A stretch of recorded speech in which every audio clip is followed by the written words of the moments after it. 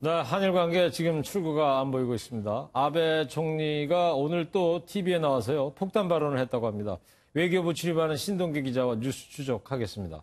신동기 기자, 아베 총리가 일본 텔레비전 나와가지고 뭐 이상한 소리를 했다는 게 어떤 거고, 지금 한국에다 하고 있는 경제 보복이 북한에다 겨냥한 것이다, 이런 말이라면서요? 뭐예요, 도대체? 네, 일본의 수출 규제가 강제징용 문제의 대법원 판결 때문에 벌인 경제 보복이라는 점을 지금 부정하기 위한 말로 해석이 되고 있습니다. 네. 일본 정부는 반도체 소재 수출 규제를 발표할 때 안보를 위해서 무기로 쓸 수 있는 기술과 제품의 수출을 규제한다고 설명했는데요.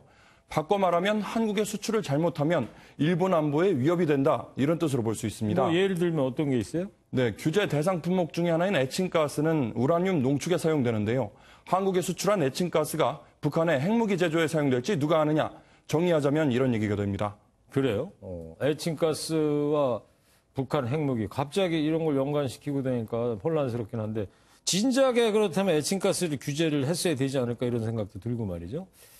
아베 총리의 말, 논리가 전혀 없고 설득력도 없어 보이는데, 대체 아베 총리 왜 이렇게까지 하는 겁니까? 네, 말씀하신 대로 외교안보 분야 전문가들에게 물어봤더니 네. 아베의 논리에 설득력이 떨어진다는 점은 대체로 동의했습니다. 그런데 왜 이렇게 하느냐? 아베로서는 논리의 설득력보다 지지 세력에 호소할 수 있는지가 관건으로 풀이되는데요. 네. 앞서 한국이 후쿠시마 수산물 수입 금지와 관련해서 WTO에서 승소한 적이 있지 않습니까? 그랬죠. 네, 그 후쿠시마 사고가 난 지 거의 10년이 다 돼가는데 아베로서는 한국도 후쿠시마 수산물 수입 금지를 해제했다면서 자랑하려던 계획이 이 WTO 패소로 인해서 수포로 돌아간 겁니다. 그렇죠. 내년에 일본은 도쿄에서 올림픽을 개최를 합니다. 예. 이때 방사능 국가 이미지를 벗는데 실패하면서 방사능 올림픽 아니냐, 이런 조롱을 들을 우려가 여전한 셈인 것이죠. 그럴 개연성이 있죠. 네, 그러다 보니까 내부적으로 지지를 끌어모을 만한 새로운 논리가 필요했기 때문 아니냐, 이런 해석이 나옵니다. 네. 동시에 아베 신조 총리가 대표하는 일본의 정치 세력은 구구파로 분류되는데요.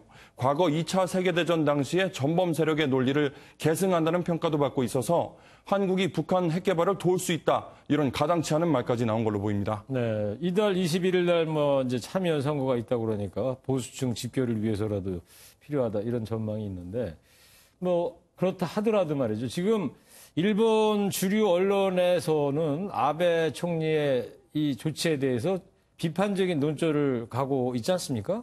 네, 그래서 실제로 최근 여론조사를 봤더니 아베 총리에 대한 지지율이 다소 떨어졌습니다. 네. 그래서 이게 실제로 지지 세력을 결집하는 데 도움이 될지는 더 두고 봐야 될 문제로 보이는데요. 네, 요미우리 신문 조사군요. 7월 4일, 5일 그 사이 조사인데 2%가 떨어졌네요. 네, 일본에서도 아베를 싫어하던 사람이 더 싫어하게 되는 계기가 됐다, 이런 말도 나오는데, 예. 어쨌든 여전히 지지율은 50%를 넘고 있지 않습니까? 네. 일본 언론계에 있는 사람에게 아베 총리의 장기 집권으로 여론도 우경화가 된 거 아니냐, 이런 증거 아니냐고 물어봤더니 또 후쿠시마 얘기를 했습니다. 그래요? 말하자면 사고 당시 내각을 구성하던 정치 세력이 지금의 야당이었기 때문에 아베 총리가 그보다 더 큰 잘못을 하지 않는 이상은 일본 유권자에게 야당은 선택지가 되기 어려운 상황이다, 이런 말을 들었습니다. 네, 50% 지지율이 견고하다, 이런 해석이겠네요. 네네네. 네. 그렇게 봐야 될 것 자, 같습니다. 그렇다고 이제 한일 관계 이렇게 두고 있을 수는 없을 텐데, 해법, 얘기는 자주 하고 있어요. 어떤 게 있을까요?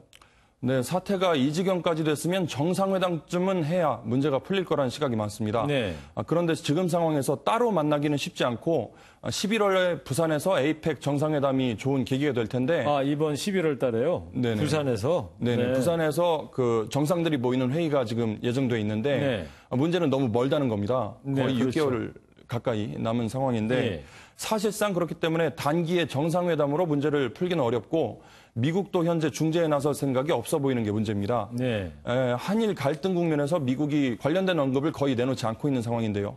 특히 갈등의 시작이 강제징용 문제라는 점에서 관련 전문가들은 한일 양국이 모두 양보하기 어렵다는 점에 대체로 동의하고 있습니다.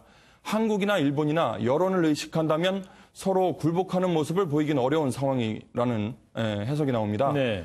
때문에 산업계 피해로 번져서 양국 국민 간에 이대로는 서로 좋을 게 없다는 공감대가 있기 전까진 한일 관계가 지금보다 한층 나빠질 수 있을 걸로 전망하고 있습니다. 네. 양국 국민 사이에 양국 모두 피해가 된다, 이런 공감대 형성하는 게 중요하다, 이런 말씀이죠. 알겠습니다. 자, 뉴스 추적 신동규 기자였습니다.